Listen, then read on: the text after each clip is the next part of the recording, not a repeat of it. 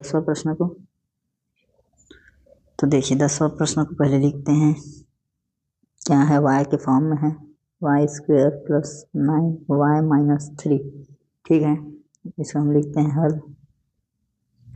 सबसे पहले लिखिए आप दिए गए बहुपद की तुलना ay² धन by धन c से करने पर। ठीक है, y फॉर्म में है तो y के फॉर्म में करेंगे तुलना।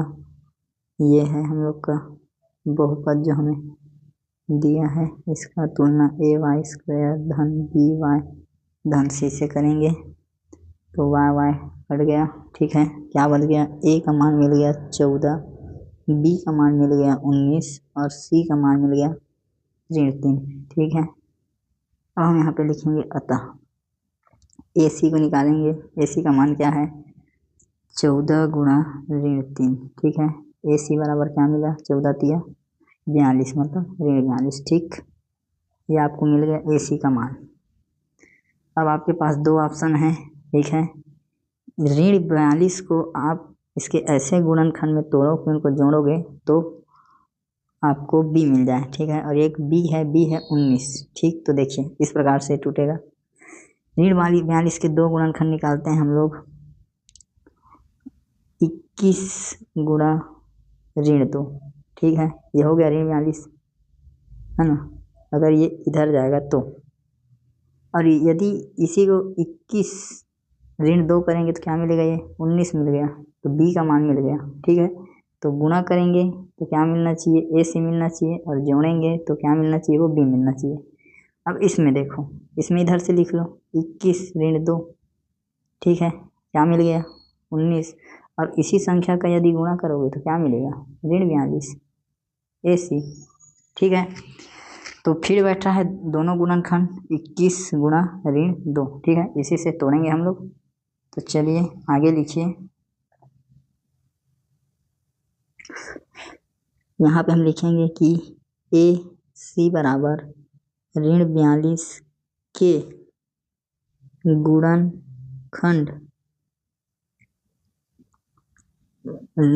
21 और -2 हैं, जिनका योग करने पर मध्य पद b, ठीक है, b प्राप्त होता है। दोनों को जोड़ेंगे तो क्या मिल जाएगा? b मिल जाएगा। ठीक है, अब इतना जमा लेंगे। आपको यदि अंक इतना पता चल गया, उसके बाद आपको जो बहुपद है उसको केवल हल करना रहता है।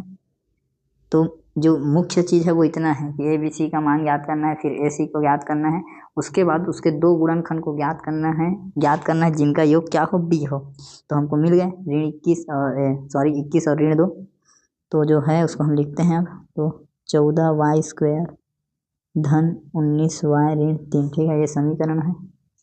अब इसको तोड़ते हैं तो 14y², 19 को कैसे तोड़ना है? 21 -2, फिर ये y -3, 14y², फिर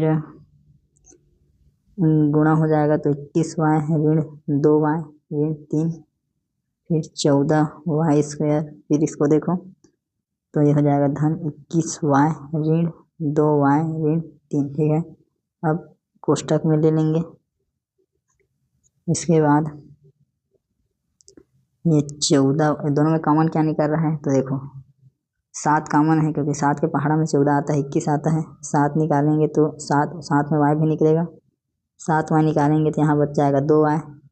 ठीक है, एक y निकलेगा, मतलब 7 दूनी 14, और यहाँ पर का y निकल गया तो यहाँ केवल बच जाएगा 3, 7 21। फिर यहाँ पे हम लोग ऋण सहित निकालेंगे तो अंदर का चिन्ह बदल जाएगा।